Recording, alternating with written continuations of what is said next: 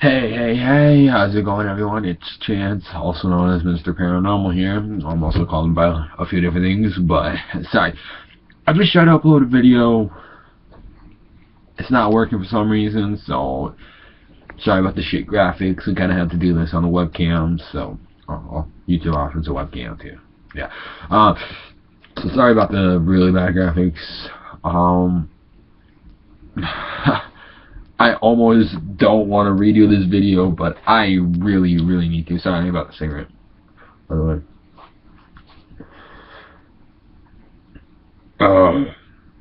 Sorry. Gotta get back to my phone. So, sorry about this. I get to redo my video though. I did a lot of things that I didn't want to do in there. I want to give it, just before this gets started, I want to give a shout out to Keegan Primal, my family, my friends, my fans, everybody. Sorry about that.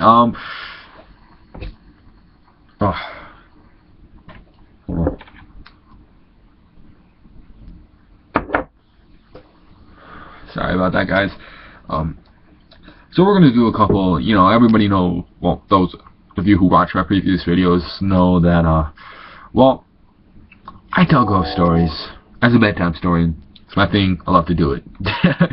So, yeah. Without further ado, let's get started with some stories. And these stories are kind of older. Most of these stories are from way back when. Back during like 80 BC.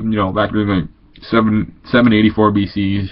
Those kind of times. I think there was one that was like actually from 2100 BC or something like that. That was actually an ancient Egyptian story, and I'm not going to retell those stories because let's face it, I actually read 3 stories and I was only supposed to read 1, so let's actually pick out a story real fast. I did not pick this out beforehand, and I really should have.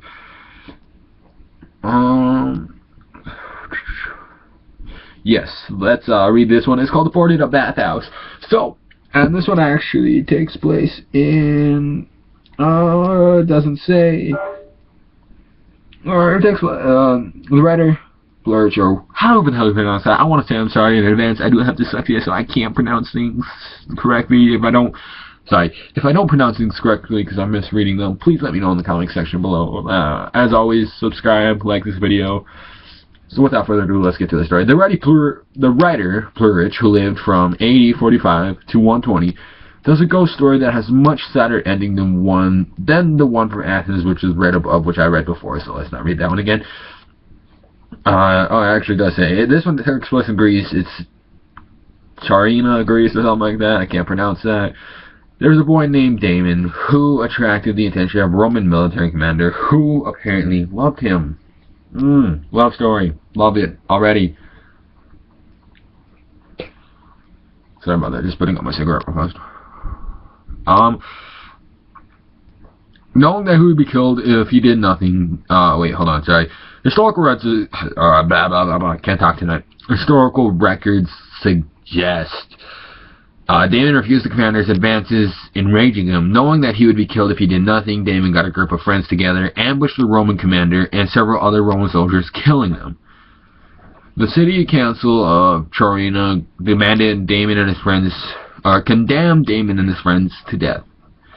After that proclamation, Damon, who had not been killed, had the council members killed. Damon and his friends then took to the countryside, plundering it. Eventually, the townspeople allowed Damon to return, but he was killed shortly afterward in the local bathhouse. And because for a long while thereafter, certain phantoms appeared in the place and groans were heard, there, as our fathers tell us, the door of the vapor bath walled up, and to this present time the neighbors think the source of alarming sights and sounds, Blurch wrote. So, yeah. How do you like that for a ghost story? I got a few more up store. I'm just going to read 3 anyway, sorry. I'm going to take a drink from my pop real fast so you guys don't mind. So hopefully soon I'm actually going to be doing a live commentary, live video.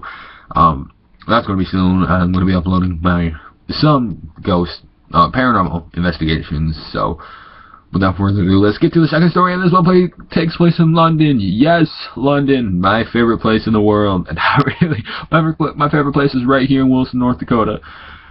Britain's numerous castles are hotspots for ghost stories. Yes, that is very true.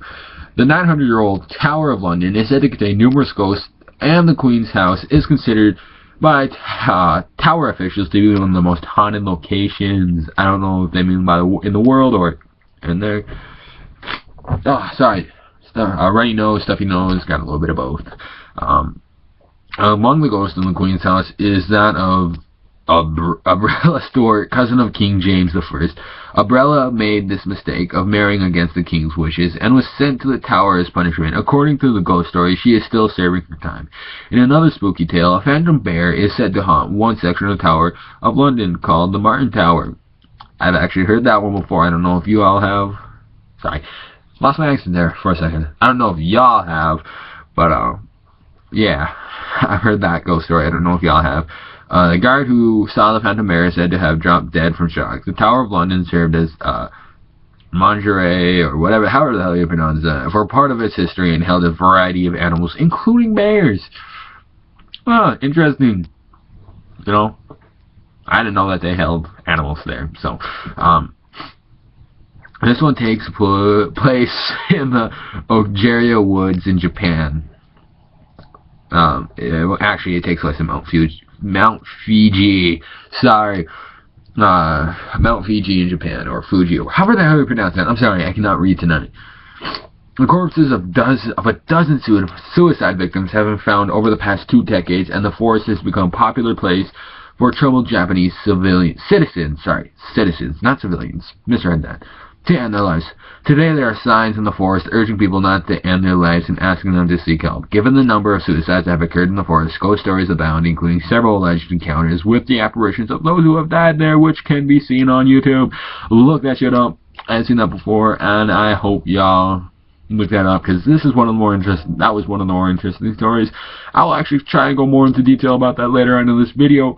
For now, let's go on to another one. This is called The Exorcism of Rolando. I've actually never heard the story. This is my first time reading it, so pardon me if I take a second to read it in advance, which I'm probably not going to do.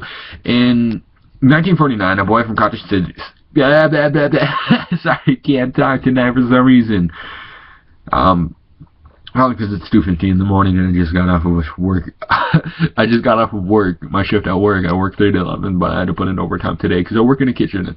Where we cook chicken all day, and I gotta really scrub everything down. But anyways, in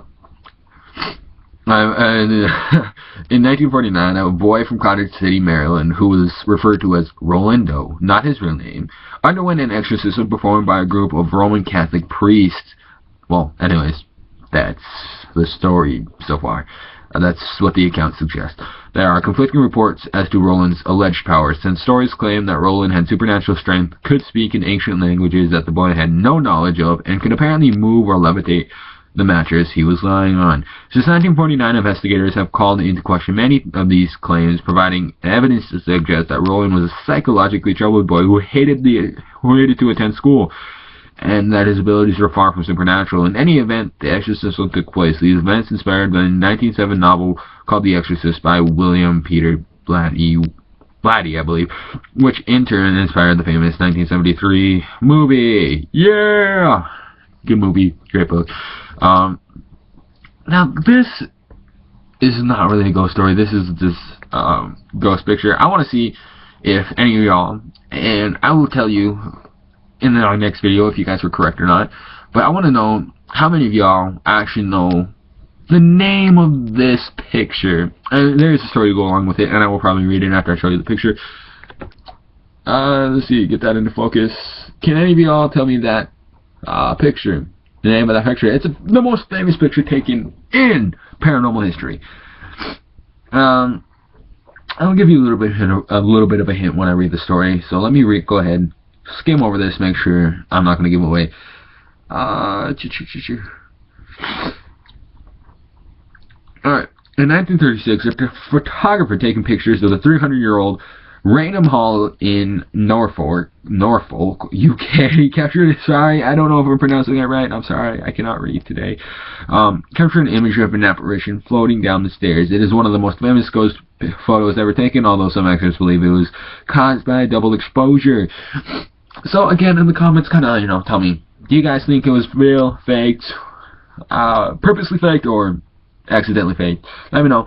The manor, covering an area of 7,000 acres, has a long history of being haunted, and the BBC notes that the ghost may be of Lady Dorothy Townshend, the wife of the second Viscount of the estate. She died in 1726, supposedly of smallpox, after having an affair which her husband, Lord Townshend, had learned about before her death. She is said to still wander the manor dressed in brown.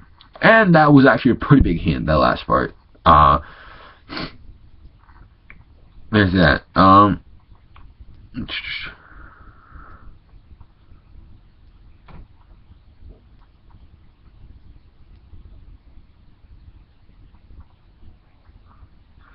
This is actually a story I've never had. I love some of these,